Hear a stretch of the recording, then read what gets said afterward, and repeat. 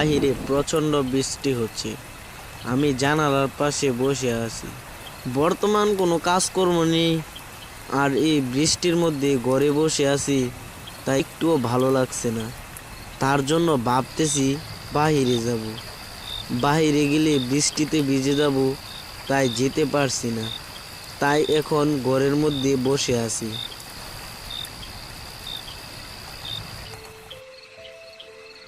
প্রচণ্ড বৃষ্টি হওয়ার পর এবার একটু বৃষ্টিটা থেমেছে, তাই আমি ভাবতেছি এবার একটু দোকানে যাব। দোকানে গিয়ে এক কাপ চা খেলে শরীরটা অনেক ভালো লাগবে।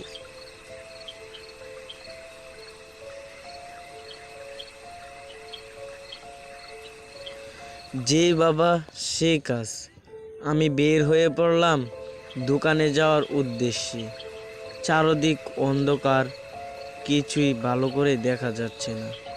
গ্রামের রাস্তা, তাও আবার বৃষ্টি পড়ছে, কিছুই দেখা যাচ্ছে না।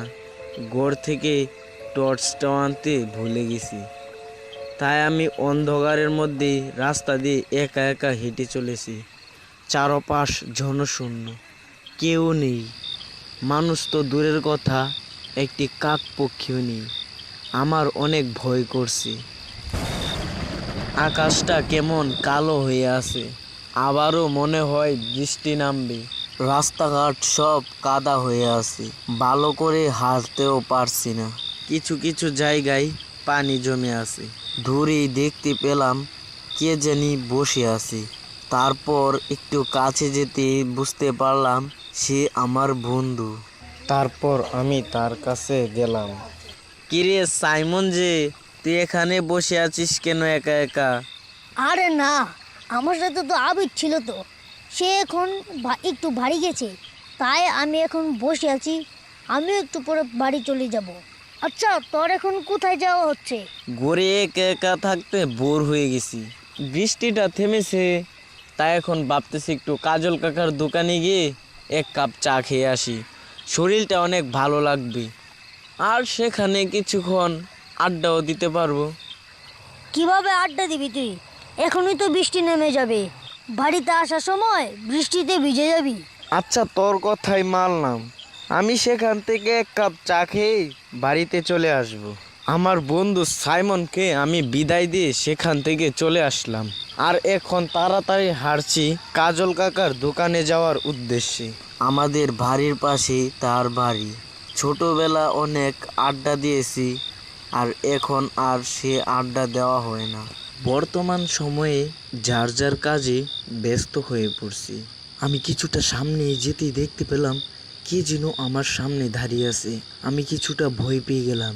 দেখতে মনে হচ্ছে আমার বন্ধু সাইমন। সে তো বেঞ্চে বসে আছে, সে এখানে আসবে কি করে? তারপর আমি তার কাছে হাঁটতে হাঁটতে গেলাম। কিরে সাইমন, তুই এখানে দাঁড়িয়ে আছিস কেন এত রাত্রে? তোরে না দেখে আসলাম তুই মাচার মধ্যে বসে আছিস। আরে শ্রাবণ, যে তোর জন্যই তো আমি দাঁড়িয়ে আছি। তুই আয়, একটু নদীর পাড়ে যাব। এত রাত্রে নদীর পাড়ে যাবি মানে? নদীর পাড়ে তোর কি দরকার? দরকার আছে রে, আছে। তুই আমার সাথে আসবি তো? না, আমি এখন নদীর পাড়ে যেতে পারবো না। এখন বাড়ি যাই, কালকে করিস তোর কাজ। ওই রাস্তাটা দিয়ে না, যে জঙ্গলের রাস্তা দিয়ে যাই, অনেক তাড়াতাড়ি বাড়ি ফিরে যেতে পারবো। তাড়াতাড়ি আয়, বেশি দেরি করিস না। আর কিছু না ভেবে আমি বের হয়ে পড়লাম এই জঙ্গলের রাস্তা দিয়ে শর্টকাটে বাড়ি যাব বলে। কাদার মধ্যে আমি হাঁটতে পারছি না, আর আমার বন্ধু সাইমন কত তাড়াতাড়ি এই কাদার উপর দিয়ে হেঁটে যাচ্ছে। অন্ধকারে কিছুই দেখা যাচ্ছে না, সে কি হাঁটছে নাকি উড়ে উড়ে যাচ্ছে, আমি কিছুই বুঝতে পারছি না। অতক্ষণ যার সাথে আমি হেঁটে আসছি সে আমার বন্ধু। তো দেখতে পেলাম সে সামনে অদৃশ্য হয়ে গেল। আমি আর সেখানে দাঁড়াতে পারছি না, আমি সেখান থেকে ছুটতে লাগলাম। দেখি আমার পেছনে কে যেন নিঃশ্বাস ফেলছে। তার নিঃশ্বাসে আমি ভয় পেয়ে গেলাম। তারপর আমি পিছনে ঘুরতে যা দেখতে পেলাম একটি ভূত। তার কি বিভৎস চেহারা!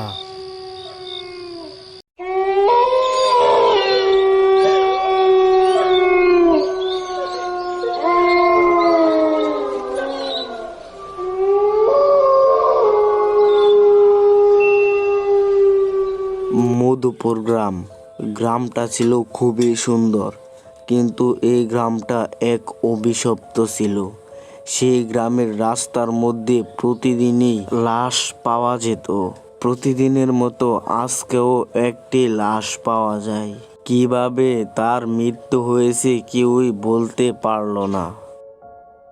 ও তো কালকাই আমার দোকান থেকে সদাই পাতি এনেছে, আজ ওর এ দশা কিভাবে হলো? ছেলেটা তো এই কাপড় পরেই আমার দোকানে গিয়েছিল। রাত 8টার সময় আমার দোকান থেকে সদাই পাতি এনেছে। দিনের পর দিন যদি মানুষের এমন অবস্থা হয়, তাহলে তো পুরো গ্রাম শূন্য হয়ে যাবে। এর একটা কিছু করতেই হবে। এই বিষয়টা গ্রামের মোড়ল জেনেও গ্রামের মোড়ল কিছুই করছে না। আমাদের এই বিষয়টা নিয়ে ভাবা উচিত। সবাই সবার অনেক কথা বলল, কিন্তু আমার মনে হলো না এটা কোনো জীবজন্তুর কাজ। আমার মনে হচ্ছে এটা কোনো ভূত প্রেত তাকে মেরে ফেলেছে। আমি সেখান থেকে চলে আসতে থাকি। আমি ভাবছি এই জঙ্গলে ভূত প্রেত আছে, না হলে প্রতিদিন এমন মৃত্যু হতো না। তারপরের দিন আমার একটা জরুরি কাজে আমি ঢাকায় যাই। ঢাকা থেকে ফিরতে ফিরতে আমার অনেকটা রাত হয়ে যায়, প্রায় 9টা বাজে। সে সময় আমি জঙ্গলের রাস্তা দিয়ে হাঁটতাছি। চারদিক ঝিঝি পোকার শব্দ আর শিয়ালের ডাক। প্রতিদিন যেই জঙ্গলের মধ্যে মানুষের মৃত্যু হয়, আজ আমার সেই জঙ্গলের মধ্য দিয়ে যেতে হবে। আমার অনেকটা ভয় করছে। আমি জঙ্গলের সামনে আসতে সামনে দেখতে পেলাম ডাইনি। কি ভয়ঙ্কর চেহারা!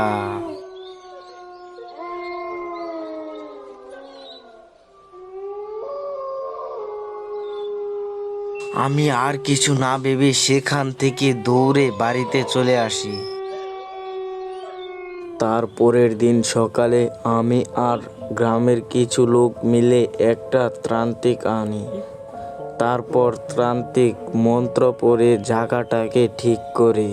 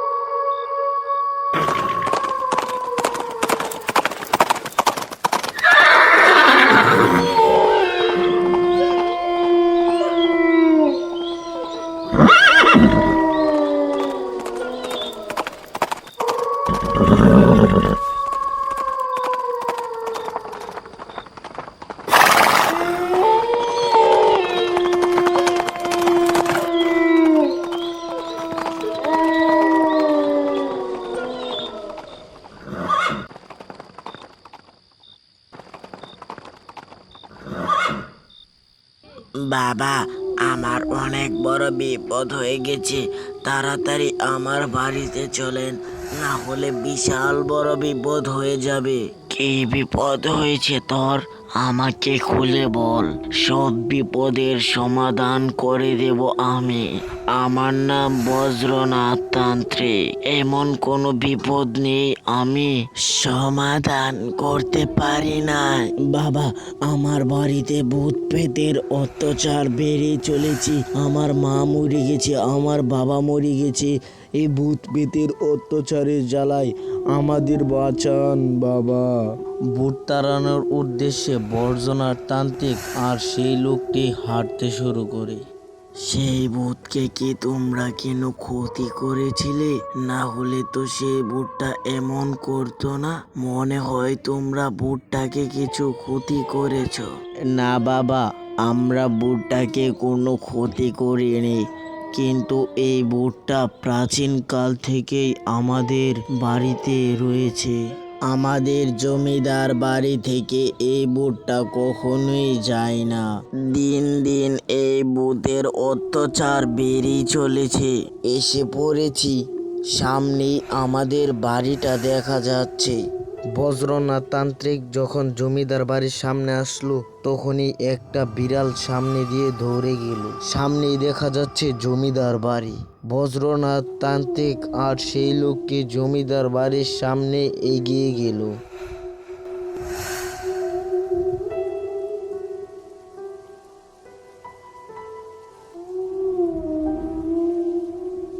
তারপর বজ্রনাথ তান্ত্রিক একটি ঘরের মধ্যে ধ্যানে বসে বজ্রনাথ তান্ত্রিক অনেক মন্ত্র পাঠ করতে শুরু করে।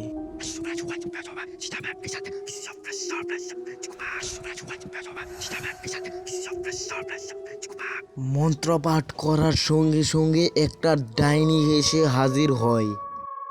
এই তান্ত্রিক, তুই এখানে এসে খুব ভুল করেছিস। এ পর্যন্ত হাজার হাজার তান্ত্রিক এসেছে, তবু আমাকে মারতে পারেনি। আমার কাছে রয়েছে অমর শক্তি, আমি চিরদিন বেঁচে থাকবো। আমার নাম বজ্রনাথ তান্ত্রিক। এ পর্যন্ত যেখানেই গেছি ভূত তাড়াতে, সব ভূত আমি তাড়িয়ে এসেছি, আর তুই তো আমার কাছে একেবারেই তুচ্ছ। সে সময় ডাইনিটা রাগে ফুঁসতে থাকে আর তান্ত্রিকের উপর এক আগুনের গোলা ছুঁড়ে মারে, কিন্তু তান্ত্রিকের কিছুই হয় না। আবারও একটা মাথার মতো কি যেন ছুঁড়ে মারলো, তান্ত্রিকের কিছুই হলো না। আমার কিছুই হবে না, তুই অযথা আগুনের গোলা মেরেছিস। আমি অমর শক্তি নিয়ে এসেছি, দাঁড়া, এক্ষুনি তোর মজা দেখাচ্ছি।